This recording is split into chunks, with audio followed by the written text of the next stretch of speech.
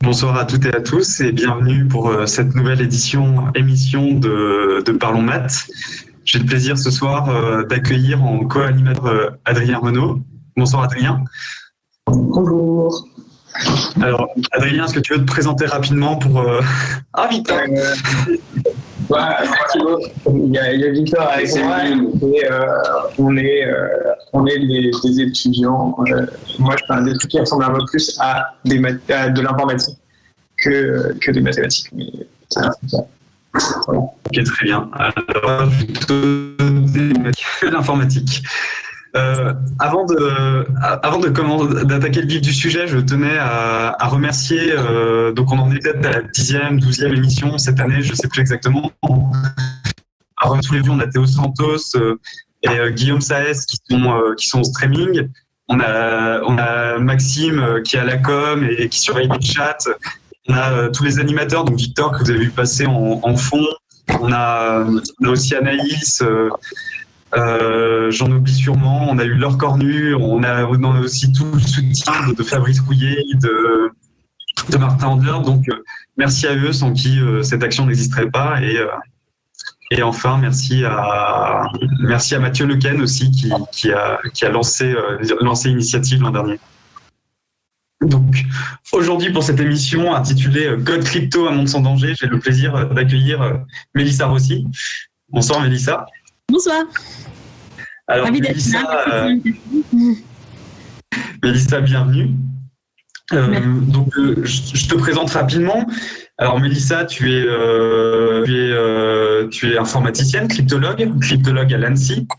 Ta spécialité, c'est la cryptographie post-quantique. Donc, tu as fait ta thèse à l'ENS, co-encadrée par Thales et par l'ANSSI. Et maintenant, tu bosses chez eux. Est-ce que tu peux nous présenter rapidement ce qu'est l'ANSSI ? Oui, bien sûr. Du coup, l'ANSSI, c'est une agence nationale qui permet d'accompagner et de sécuriser le développement du numérique en France. Et donc, on s'occupe de la prévention, essayer de prévenir les cyberattaques. Et quand malheureusement il y en a, on s'occupe aussi d'aider pour les défendre. Donc, on a un rôle de cyberpompier.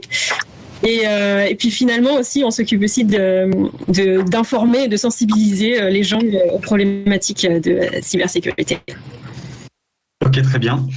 Donc on va tout de suite passer à la première partie de notre émission qui est intitulée en 4 mots. Donc Mélissa, je te laisse nous présenter ton premier. Ok. Du coup, le premier mot, c'est porte dérobée. C'est un mot qui va un peu entre la cryptographie et la cryptographie asymétrique, qui sont deux types de cryptographie, deux sous-disciplines de la cryptographie.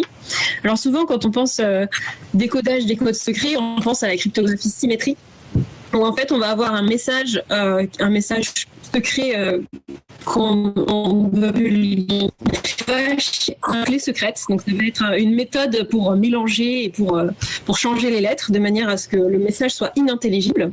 On va l'envoyer sur un canal public et toutes les personnes qui regarderont ce message sur le canal, donc les yeux, ne pourront pas retrouver le message sans avoir la clé secrète. Il n'y aura que, donc souvent en crypto on appelle Alice la personne qui envoie et Bob la personne qui reçoit. Il n'y aura que Bob qui pourra déchiffrer le message en récupérant, en utilisant la clé secrète qu'il aura partagée avec Alice, il sera accordé avec Alice en préalable, et il pourra retrouver le message. Alors, en petit détail, on dit chiffrement et déchiffrement et non cryptement et décryptement. Ce sont des anglicismes. Donc, voilà, c'est pour ça que je dis le français.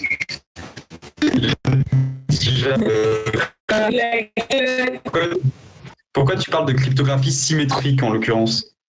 Parce que le chiffrement et le déchiffrement sont des opérations symétriques. On a les mêmes en général. Quand on chiffre, on va faire des opérations. Par exemple, tout simplement, on peut décaler les lettres dans l'alphabet. Et le déchiffrement, ça va consister à faire la même chose, mais à l'envers, redécaler dans l'autre sens. C'est pour ça que ce sont des deux opérations qui sont un peu considérées comme symétriques. Et un prérequis de ce protocole, c'est que Alice et Bob se soient accordés en avance sur comment chiffrer. Par exemple, Alice et Bob peuvent se dire ensemble, ok, on se met d'accord, on va décaler les lettres de 3 dans l'alphabet, et puis Bob, il va les décaler de 3 dans l'autre sens pour déchiffrer le message. Donc ça, c'est une cryptographie qui est très utilisée à Crédit. Pas le décalage de 3, mais des choses un peu plus compliquées. Mais c'est partout autour de nous, dans les téléphones, les ordinateurs, les cartes à puce, les cartes bancaires, même dans les clés de voiture. Voilà, c'est vraiment partout. Et est utilisé en complément d'une autre cryptographie qui s'appelle la cryptographie asymétrique. Donc, en fait, là, c'est quand Alice et Bob ne se sont pas accordés. Par exemple, ils sont loin. Et si je voulais communiquer avec toi, Thibaut, par exemple, là, si on s'accordait sur une clé sur ce canal public, tout le monde pourrait la connaître et récupérer le secret. Donc, on va essayer de parler sans que, de manière à ce que on puisse quand même s'envoyer des informations privées sans pouvoir s'accorder à l'avance. Parce que c'est vrai que s'accorder à l'avance, c'est un petit peu contre.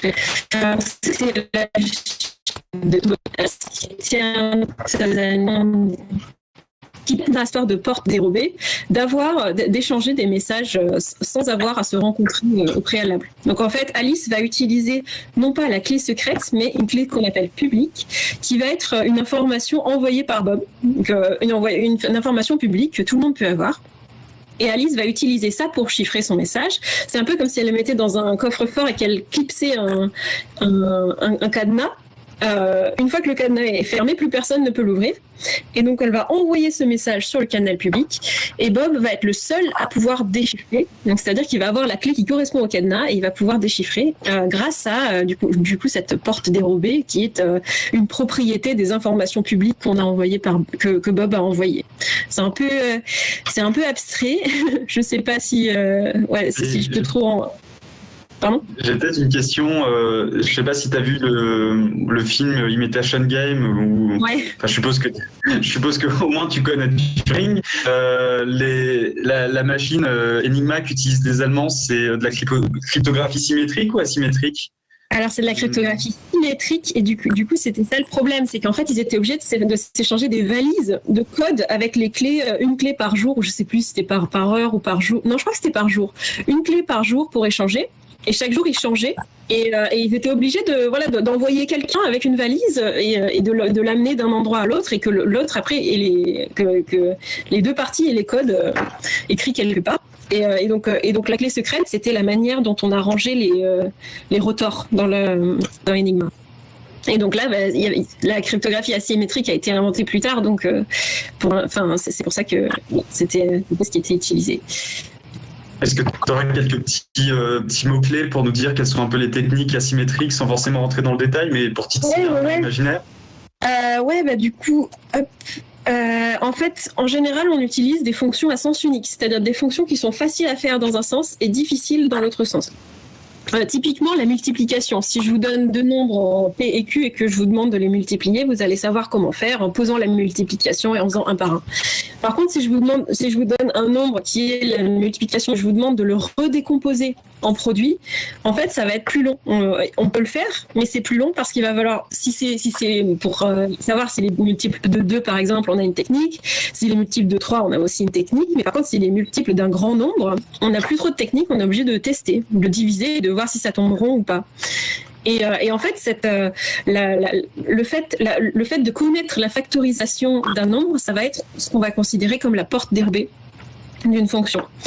Et donc la factorisation va rester secrète, mais par contre, ce qu'on va envoyer comme information publique, c'est supposer que l'attaquant n'aura pas le temps de tester toutes les valeurs les unes après les autres, surtout si c'est sur un très grand nombre. En général, on estime que la recherche pour trouver la factorisation est de l'ordre de plusieurs milliers d'années, même beaucoup plus. Donc, on essaie de dimensionner de manière à ce que trouver la porte dérobée est très difficile.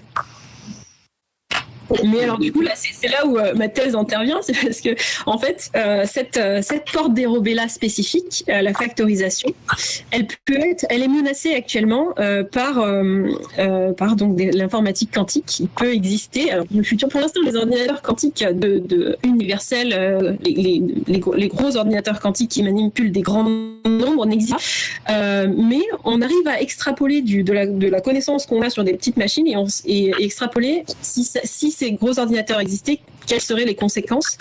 Et en fait, la factorisation pourrait devenir facile avec un ordinateur quantique. Donc, au lieu d'avoir plusieurs milliers d'années, on pourrait le déchiffrer en quelques heures. Ce qui fait que les messages envoyés par Alice, tout le monde pourrait les lire. Et c'est un problème. Et voilà, donc c'était la problématique de la cryptographie post-quantique. C'est considérer qu'on est dans un monde où il existe des ordinateurs quantiques qui peuvent casser la factorisation et il faut essayer de trouver des autres solutions. Et du coup, dans notre clé privée, ça va être P et notre clé publique, ça va être Q, là-dedans, par exemple? La clé publique, ça va être N, qui est égal à P fois Q. Et la clé privée, ça va être P et Q. C'est le fait de connaître la factorisation. Enfin, si on connaît P, on connaît Q forcément, puisqu'on connaît déjà N. Mais voilà, c'est la décomposition. D'accord. Et ce qui serait compliqué, c'est ne connaissant pas Q, retrouver P ou l'inverse. Ouais, ne connaissant ni P ni Q, les retrouver à partir de N. Très bien. On peut peut-être continuer un petit peu. Quelles sont en fait les techniques que tu mets toi en place pour essayer d'étudier ça? Étudier la cryptographie post-quantique, du coup. Oui. Alors, heureusement, je ne suis pas toute seule sur le sujet. Nous sommes beaucoup. Et alors, il y a plusieurs pistes pour résoudre ce problème.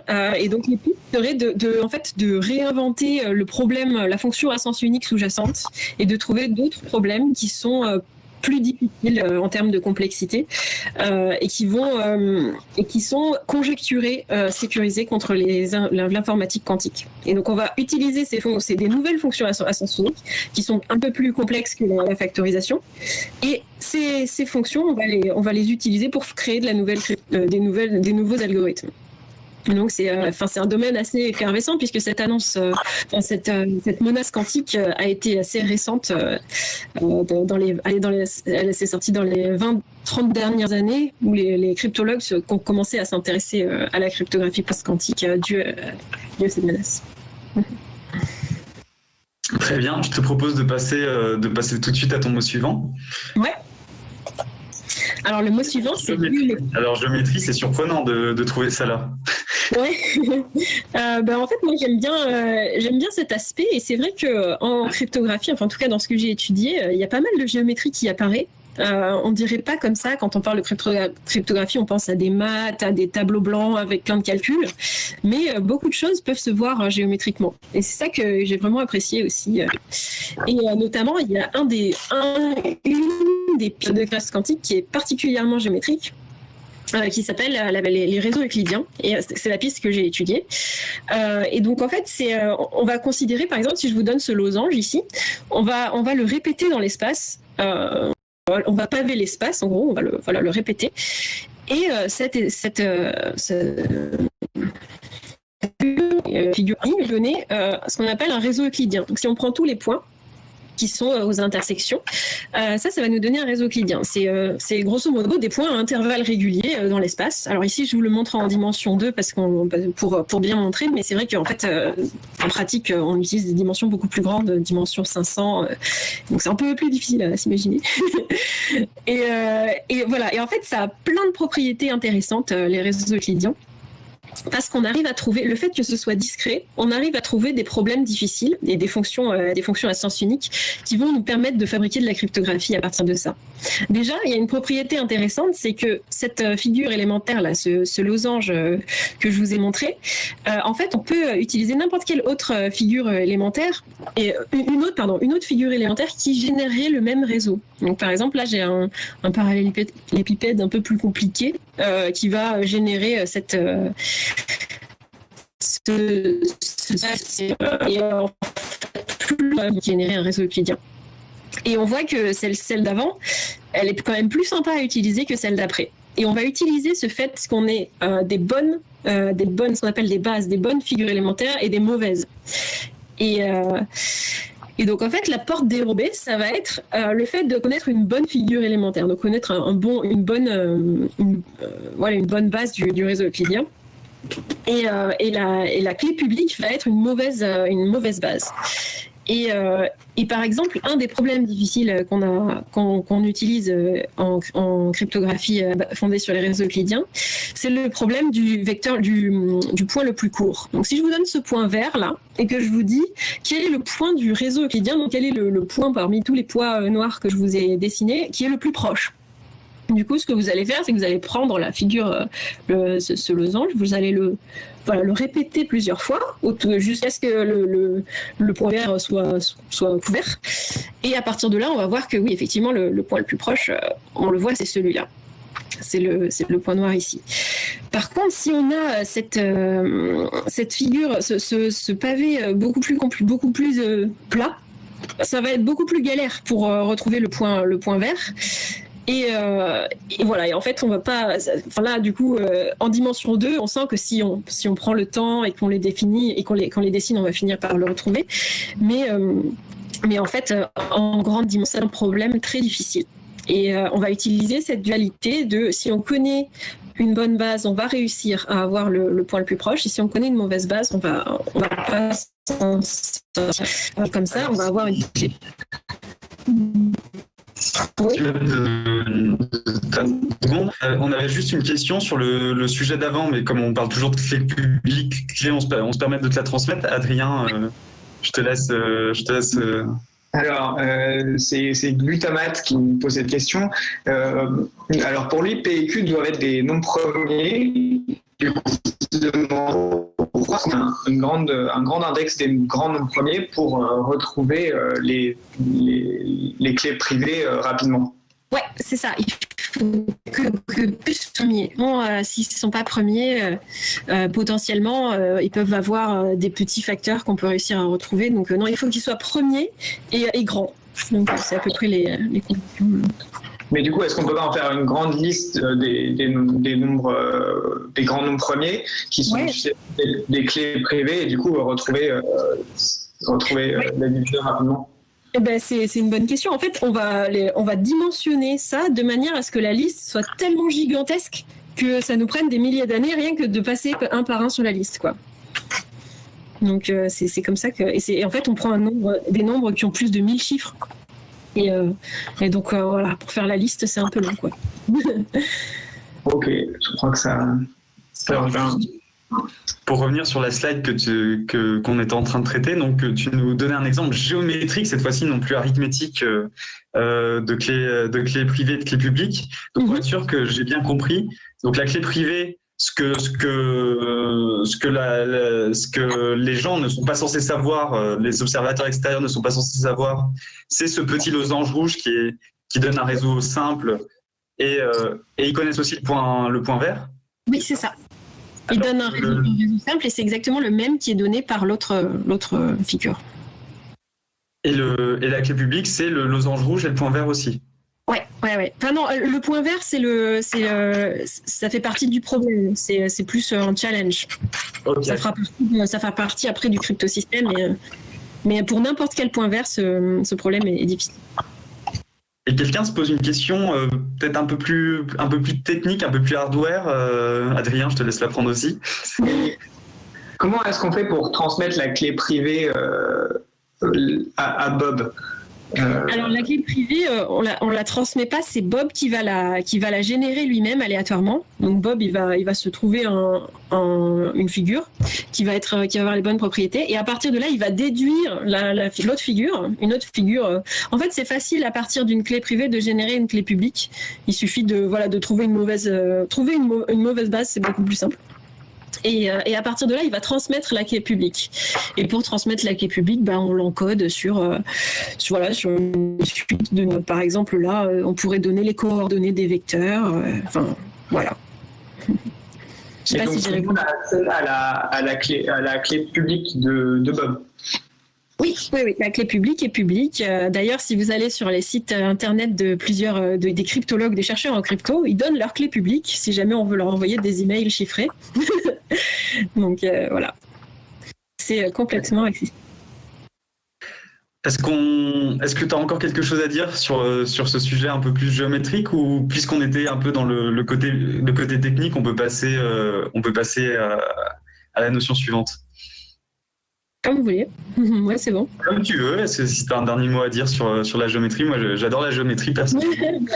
Moi aussi, j'aime beaucoup voir les choses de manière géométrique. Et en fait, mine de rien, on peut voir de la géométrie partout en maths, je trouve. J'ai même envie de dire, peut-être, et après on pourra passer à autre chose, la cryptographie, c'est beaucoup lié à ce qu'on appelle la théorie des nombres, des nombres en maths.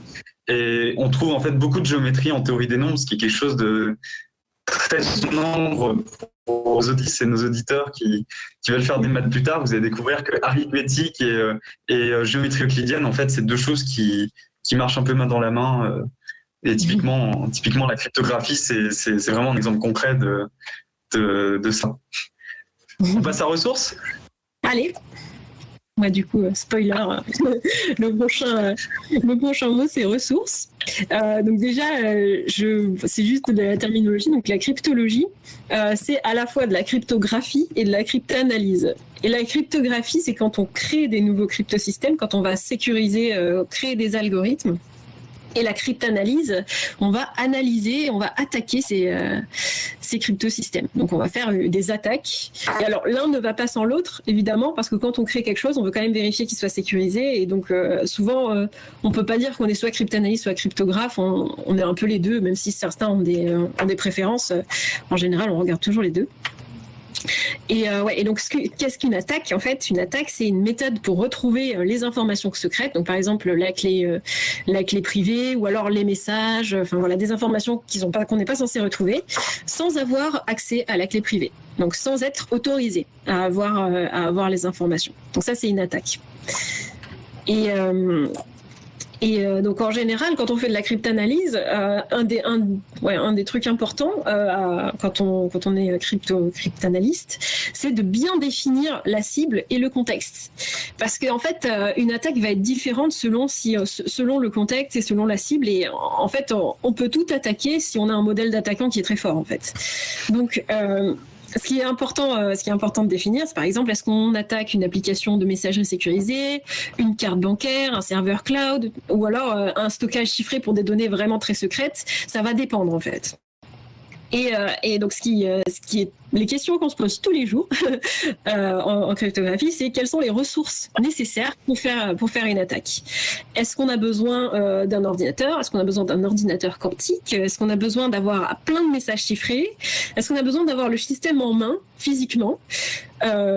Ensuite, le temps que ça va mettre, le temps que notre idée va prendre sur un ordinateur ou sur les moyens qu'on a. Donc ça peut être une attaque qui va durer 1 seconde, ou ça va être une attaque qui va durer 30 ans. Après, on a la mémoire nécessaire, combien de gigaoctets il nous faut. Parce que parfois, par exemple, si on veut faire une liste de tous les nombres premiers, il va falloir les stocker quelque part, et donc il nous faut beaucoup de place. Et ensuite, il y a aussi la probabilité de réussite. Par exemple, on peut réussir à tous les coups, mais on peut réussir avec 1 chance sur 2 ou avec 1% de chance. Et tous ces paramètres vont nous donner un petit peu la qualité de notre attaque. Si on a une attaque, donc par exemple, je crois que j'avais coché des trucs. Ouais, si on attaque une carte bancaire avec un ordinateur, on a juste besoin d'un ordinateur et ça nous prend 1 seconde, on n'a pas besoin de mémoire et ça marche à tous les coups, c'est une attaque très forte. Là, du coup, on peut tout retrouver. Mais alors que si on fait cette même attaque, mais qu'on a besoin de 30 ans, donc c'est-à-dire qu'on a beaucoup de calculs, ça reste une attaque, mais elle sera moins intéressante que la précédente. Et en général, c'est peut-être, on se dit que une carte bancaire, on va pas la garder 30 ans, et donc c'est un peu moins. Périmé normalement. Voilà, peut-être que dans 30 ans, on aura changé de banque, j'en sais rien. Mais voilà, c'est des paramètres qui sont très importants. Et en général, on n'y pense pas quand on pense à cryptanalyse. On dit ouais, on fait des attaques, mais il faut toujours bien préciser dans quel contexte on fait les attaques, et tout peut être attaquable, comme rien peut être attaquable selon les paramètres en fait des attaques. Et du coup, un cryptanalyste, c'est un hacker ? Oui, je pense qu'on peut dire ça, mais je sais pas trop ce que ça veut dire hacker en fait. Genre, t'es rentré dans la NSA et genre, contrôle des ordis des gens à distance. Ouais, je sais pas. Parce que il y a pas que le côté cryptographie. Donc cryptographie, c'est très mathématique. Mais après, il y a des hackers qui ne regardent pas trop la cryptographie, mais qui regardent le problème qui est entre le clavier et la chaise de bureau. Donc les mauvais mots de passe, les choses comme ça, les erreurs humaines, tout ça. Donc, c'est aussi des hackers, mais ça ne concerne pas les mathématiques. Petit conseil peut-être à nos auditrices et nos auditeurs, si vous voulez, si ça vous donne des idées de futurs métiers, si vous voulez en parler à vos parents, dites peut-être plutôt crypto-analyste plutôt que hooligan, si vous voulez des photos de Joe Biden. Et toi, tu es dans les deux aspects de la cryptologie, ouais. ou plus dans l'un? Moi, je peux dire que j'ai vraiment fait les deux. Ouais. Après, peut-être plus. En fait, quand on fait des attaques, souvent, on réfléchit à la protection contre ces attaques, et donc on va construire. On va repartir du côté constructif et on va construire des protections. Et donc, on va rajouter des parties dans l'algorithme et on va analyser tout ça. Et donc, c'est pour ça que je disais que c'était vraiment très lié. Peut-être légèrement plus cryptanalyste que cryptographe, je dirais.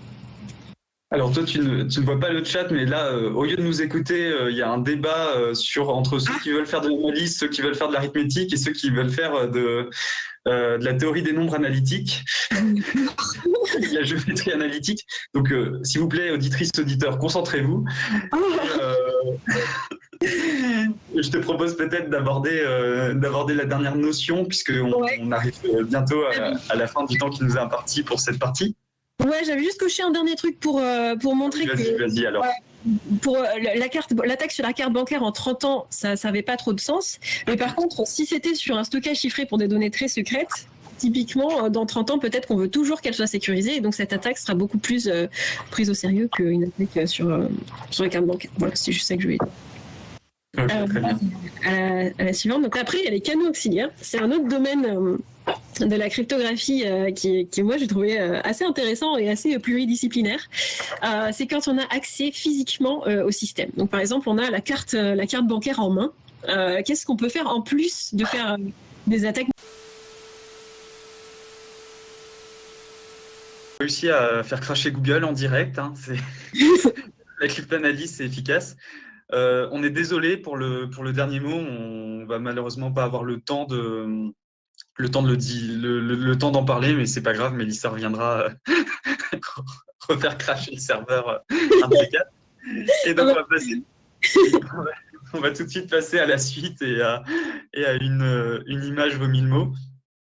Et donc Mélissa, on a cette première image qu'on va peut-être laisser méditer 30 secondes nos auditeurs, mais déjà je vais te poser une question pour les laisser méditer. C'est quoi la différence entre un chameau et un dromadaire? Il y en a un qui a une bosse et il y en a un qui a deux bosses. Et du coup, les dromadaires ont une bosse et les chameaux ont deux bosses, il me semble. Bien, bien. Et on les trouve où, les chameaux? Dans le désert. Mais sur quel continent? Je sais pas, il y en a partout. Oui, mais je gagne du temps, le temps que les gens reviennent sur le live. Donc, vous êtes bien sur Nature et Découverte. Les chameaux vivent en Asie. Et les dromadaires, on en trouve en Afrique. Si vous avez la chance d'aller au Maroc un jour, je vous encourage à faire du dromadaire. C'est une expérience très, très, très, très agréable. Un peu le mal de mer, d'ailleurs, le mal de mer sur le sable. Et j'espère que vous êtes nombreux à nous avoir rejoints sur le live YouTube ou Twitch, je fais de la pub en plus. Et dernière petite chose, je vous rappelle que vous pouvez poser des questions en direct, enfin quand le direct marche, sur YouTube et sur Twitch. Et donc maintenant, Mélissa, est-ce que tu peux nous expliquer pourquoi on parle dromadaire? Alors pourquoi? Parce qu'en fait, quand on voit les bosses des chameaux et des dromadaires, en fait, moi je pense aux distributions gaussiennes qu'on utilise en cryptographie fondée sur les réseaux euclidiens. En fait, les distributions gaussiennes, c'est des distributions de bruit où on a beaucoup de chance, on a beaucoup de probabilités en haut de la bosse et après Pardon? Ne parle pas trop au quart de tour. Distribution de. Donc, c'est quoi une distribution en fait? En quelques mots. Alors, on peut considérer ça que c'est une fonction. Et Et c'est une fonction qui va nous donner la probabilité, voilà, des probabilités. Et en fait, cette fonction, on l'utilise beaucoup en cryptographie fondée sur les réseaux euclidiens. Pour un point de vue aussi géométrique, c'est que quand on veut s'approcher d'un point, on va essayer de rajouter du bruit pour être autour. Enfin, quand on veut générer un point vert, par exemple, on va prendre notre point, on va mettre du bruit autour et on va générer un point autour. Et en fait, ces distributions, elles posent problème parce que c'est la première fois en cryptographie qu'on utilise ce genre de fonction. Et cette fonction, elle utilise des nombres à virgule. Et en informatique, on n'aime pas du tout les nombres à virgule. et donc, ça a été vraiment une question importante dans mon domaine d'essayer de comment gérer ces chameaux un peu partout, ces chameaux et ces dromadaires un peu partout. Parce qu'on a aussi des chameaux, on a des gaussiennes bimodales, donc c'est ce qu'on appelle des fonctions à deux bosses. Et donc, voilà, comment gérer ça? Et donc ça, c'est vraiment un problème en informatique de comment gérer des points à virgule. Et donc, on a essayé de faire des preuves pour montrer que si on prend un dromadaire approximé, donc on va le flouter un petit peu, on va le transformer en une autre fonction plus facile avec des entiers, à quel point ça va changer, à quel point ça va aider un attaquant. Et donc ça a été des considérations sur lesquelles j'ai beaucoup travaillé pendant ma thèse, à essayer de trouver une solution pour mettre des chameaux et des dromadaires approchés sans que personne ne puisse se rendre compte. Peut-être pour être sûr que tout le monde ne nous prend pas pour des fous, ce qui là je pense qu'on on est des cas désespérés. Si vous cherchez sur Google cloche de Gauss ou courbe gaussienne, vous allez voir en effet cette fameuse fonction qui a donc, comme l'a bien remarqué Mélissa, la forme d'un dromadaire et donc apparemment si on se débrouille pour créer une fonction qui a deux bosses, on a d'autres, elles interviennent aussi en cryptographie. Ouais. Donc en fait, dernière petite chose, en fait, la bosse, si on imagine par exemple une ligne droite et la bosse, elle est au-dessus de 0, d'accord, au-dessus de l'origine, ça veut dire que votre système, il est probablement très présent en 0, et comme tout est plat très loin, il est probablement pas présent très loin de 0. C'est ça. Ça modélise du bruit en général, parce qu'en général, on connaît la valeur, mais on n'est pas trop sûr, on sait que c'est autour, et donc voilà. Le haut de la bosse, c'est la valeur dans laquelle on est à peu près sûr, qu'on a des chances d'avoir, et après autour, c'est... Par exemple, quand on dit c'est 0 plus ou moins 1, ou 0 plus ou moins quelque chose, voilà, on a une espèce de gaussienne. Et du coup, là, tu as dit que c'était avec des réseaux euclidiens, ça veut dire que le point vert, ça va être le milieu de la courbe et on va être plus ou moins proche du point vert. On va essayer de mettre... C'est vrai. En gros, ça va être des choses comme ça. On peut peut-être passer à l'image suivante, si tu veux, Mélissa. Ouais. Alors, cette image... alors là, c'est de mon plein gré. Là, c'est nous, on a forcé la main à Mélissa. Donc pour ceux qui ont reconnu la référence au titre Code Crypto, un monde sans danger, c'est une référence à un dessin animé qui s'appelle Code Lyoko, où des gamins se battent contre une intelligence artificielle dans un monde virtuel. Donc on était à l'aube de l'ère technologique, c'était dans les années 2000. Et l'ordinateur, le supercalculateur dans lequel il se téléporte, si mon frère m'entend, il va me tuer, se virtualise, c'est un ordinateur qualifié de quantique. Et tu nous as pas beaucoup, donc il est là sur l'image, et tu nous en as pas beaucoup parlé d'ordinateur quantique, Mélissa, et je m'étonne parce que je voudrais que tu m'en parles. Est-ce que tu peux nous en parler un peu? J'ai vraiment... Ouais, alors du coup, si toi tu me dis que l'ordinateur quantique ressemble à ça, moi je te crois parce qu'en fait, je connais pas du tout, je suis pas du tout informaticienne quantique, donc c'est vraiment un domaine à part. En général, ce sont des gens qui font des études de physique, ou alors des physiques qui s'approchent après informatique quantique, voilà. Et c'est vrai que on travaille ensemble, mais je n'ai pas vraiment de connaissances en informatique quantique. Et souvent, quand je dis que je fais de la cryptographie post-quantique, les gens retiennent quantique. Et du coup, ça y est, je suis une experte d'informatique quantique. Ce qui n'est pas le cas. Ça veut dire quoi Pardon? Ça veut dire quoi post-quantique, du coup? Post-quantique, ça veut dire on suppose qu'un ordinateur quantique existe et donc que le problème de la factorisation est cassé. Donc, il faut trouver d'autres problèmes, des nouveaux problèmes comme les réseaux euclidiens. Et voilà. Et du coup, les algorithmes quantiques, la recherche en créer des ordinateurs quantiques, comment ça marche, quelle est la température, ça, j'en sais rien du tout. Je ne connais pas du tout ce domaine. Ça veut dire que tu es quand même capable de travailler sur des algos sans forcément savoir comment les machines marchent. Et ça, a priori, c'est contre-intuitif. Mais comment ça se fait en fait? Est-ce que tu saurais nous dire comment ça peut marcher en une phrase ou deux? C'est souvent de la collaboration avec d'autres experts du domaine de l'informatique quantique qui vont nous dire ok, on arrive à faire un ordinateur qui peut faire ces opérations. Peut-être que dans le futur, ils seront encore plus forts, ils arriveront à faire ce type d'informations. Et nous, on part de ce qu'ils nous disent et on essaye de créer des algorithmes qui sont résistants en fonction de ce qu'ils nous disent. Donc, ouais, on travaille ensemble. Très bien.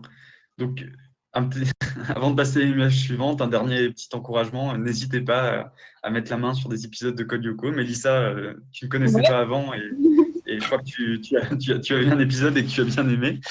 C'est ça. Pour ceux qui vas-y. On passe à la dernière image. Hop. Alors, la dernière image, là, on voit 2 portes de toilettes. Et on a la queue aux toilettes des hommes et pas la queue aux toilettes des femmes. C'est un petit peu intriguant parce qu'en général, c'est pas le cas. Mais il se trouve que dans les communautés de cryptographie, c'est le cas. Et même en informatique théorique et en recherche en général dans ces domaines, quand on va à des conférences ou des congrès ou des séminaires, il n'y a jamais la queue aux toilettes des femmes parce qu'on est très peu de femmes dans ce domaine. C'est pour ça que j'encourage les jeunes filles qui sont intéressées par le domaine, à se lancer. Pour l'instant, on est loin d'avoir 50-50. Et un environnement mixte peut toujours bénéficier à tout le monde. Est-ce que tu dirais que la situation semble en bonne voie? Enfin, selon toi, est-ce que la situation semble en bonne voie? Est-ce que la mixité a l'air de progresser d'année en année? Je sais pas. De mon point de vue, j'ai l'impression que ça va très très lentement. Peut-être tellement lentement que j'arrive pas à voir l'évolution. Donc, j'ai pas l'impression que ça change beaucoup. Donc, peut-être dans quelques années, les personnes qui sont au lycée actuellement qui nous regardent, peut-être que ils changeront les choses dans le futur. Et j'aimerais bien avoir plus de collègues féminines. Donc, ouais, j'espère. Donc, peut-être l'occasion de rappeler aussi pour Animat, parce qu'on doit faire de la pub aussi pour notre maison, qu'Animat prend aussi beaucoup à cœur le fait, la cause d'intéresser les élèves filles, les jeunes filles, les lycéennes, les collégiennes aux mathématiques, à l'informatique. C'est pas une chasse gardée des garçons et ça ne devrait pas l'être. Et notamment, il y a l'action Filles et Maths qu'on vous encourage à aller découvrir. Et donc, Mélissa, je pense que cette image fait parfaitement la transition sur la dernière partie de notre émission qui est Parlons Matheuse. Donc, pour les 10 prochaines minutes, on va discuter un peu avec toi de ce qu'est ton métier au quotidien, de ta façon d'appréhender l'informatique et aussi les mathématiques. D'ailleurs, c'est Parlons Maths, mais on voit que la cryptographie, c'est quelque chose qui est très à l'interface entre la physique, entre les mathématiques, entre l'informatique. Ouais, La première question que j'ai envie de te poser, c'est qu'est-ce qui te motive à faire de la cryptographie au quotidien? Beaucoup de choses en fait. Déjà le fait que ce soit vraiment interdisciplinaire, on fait beaucoup on a un côté maths, un côté informatique, on peut regarder la physique et ça j'aime bien avoir plusieurs disciplines et j'aime bien aussi faire des choses des choses qui peuvent être après utiles dans le futur. Donc ça c'est un point. Et il y a aussi un autre point, c'est que la communauté de cryptographie est assez dynamique et on fonctionne beaucoup par challenge, par jeu, et ça c'est vraiment très sympa. On a souvent quand on veut essayer de de trouver des nouveaux algorithmes. On va publier l'algorithme et on va dire le premier, on va faire un genre de challenge, le premier qui le casse va gagner, voilà. Et ça, j'aime beaucoup. C'est bien pour les gens qui aiment bien je sais pas, les casse-têtes, les petits challenges, voilà, tout ça. Et on fonctionne beaucoup comme ça, même pour trouver des standards qui vont être utilisés partout autour de nous. On publie plein d'algorithmes et on fait ce qu'on appelle une compétition, une campagne de standardisation où tout le monde va ensemble essayer de casser les algorithmes. Donc, est-ce que tu es en train de nous dire que le meilleur moyen d'être engagé à l'ANSSI, c'est de réussir à casser l'ANSSI? L'ANSSI met à disposition plein de challenges, si vous voulez. D'ailleurs, il y a une compétition bientôt qui va être lancée, c'est le FCSC, c'est plein de petits challenges, pas forcément que de cryptographie, d'ailleurs d'informatique. Et voilà. Et après, on va définir une équipe de France de cyberattaquants. Et après, ils vont participer à la Coupe d'Europe c'est des petits challenges, c'est très sympa. Et comment t'en es venu en fait à faire de la crypto? Peut-être nous parler. J'entends déjà le parcours en tant que tel, mais aussi qu'est-ce qui t'a motivé à te diriger je ne connaissais pas en fait la cryptographie avant d'avoir des cours. Je ne savais pas que c'était vraiment un domaine à part entière à ce point quand j'étais au collège-lycée. Et après, en école d'ingénieur, j'ai eu des cours de cryptographie et j'ai trouvé ça vraiment très intéressant. Et voilà, petit à petit, je me suis orientée vers ça, en faisant un master relié à ça et après une thèse. Et voilà. Il faut forcément faire une thèse pour être cryptologue d'ailleurs? Pas forcément. En fait, la cryptologie, c'est tellement vaste qu'on peut à la fois choisir d'être vraiment expert dans un domaine très pointu, mais on peut aussi avoir des connaissances transverses sur différents types de cryptographie et avoir un métier de cryptologue aussi. Est-ce que tu allies à ton travail à l'ANSSI, est-ce que tu allies aussi des actions plus d'enseignement ou de vulgarisation, ce genre de choses autour de ton métier? Ouais, l'ANSSI encourage beaucoup la sensibilisation et l'information. Donc, oui, je fais à la fois de l'enseignement, de la vulgarisation et j'aime bien cette discipline. J'aime bien partager les connaissances. On va bientôt arriver au terme de notre discussion, mais Adrien, est-ce que tu aurais peut-être quelques questions à poser à Mélissa avant qu'on la libère ou qu'on fasse encore exploser le serveur? Moi, je me demandais, est-ce que c'était un métier d'informaticien ou un métier Alors, est-ce que tu travailles sur un tableau ou est-ce que tu codes des trucs ou est-ce que tu construis des programmes?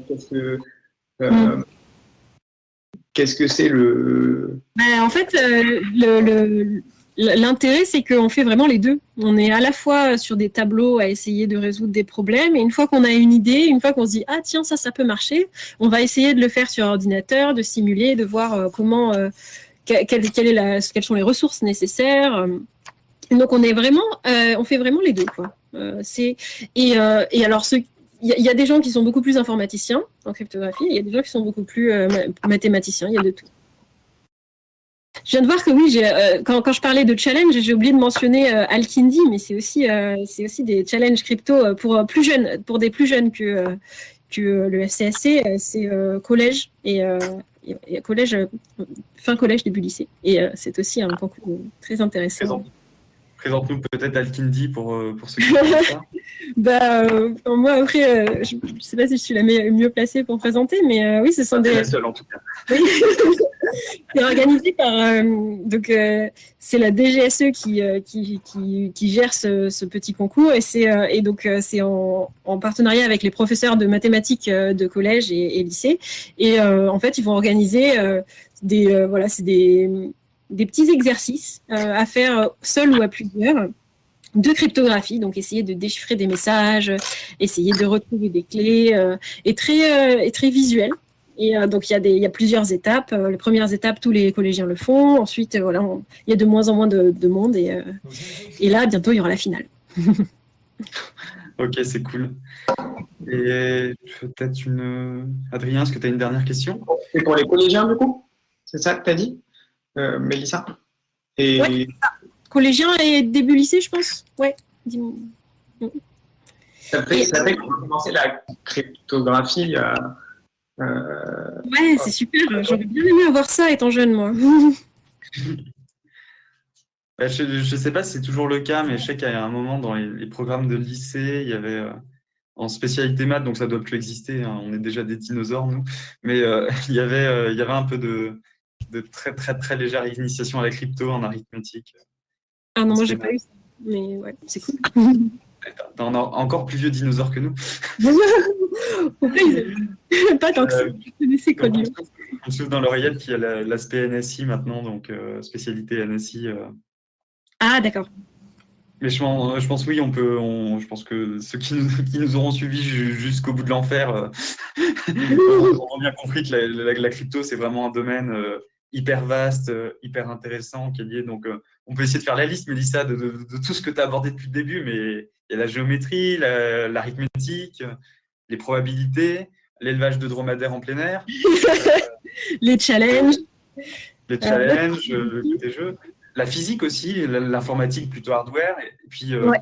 puis la quantique. D'ailleurs, faisons-nous un peu de pub, n'hésitez pas à aller voir, si vous ne connaissez rien à la quantique, la vidéo d'interview qu'on avait faite de Mathieu Lewin sur Schrödinger au volant, incertitude au tournant, hein, qui lui fera très peu écho, mais peut-être qu'un jour on fera quelque chose sur le qubit et qu'on fera une émission pour répondre à la tienne, pour voir comment faire du quantique et comment craquer les cartes bancaires en un claquement de doigts.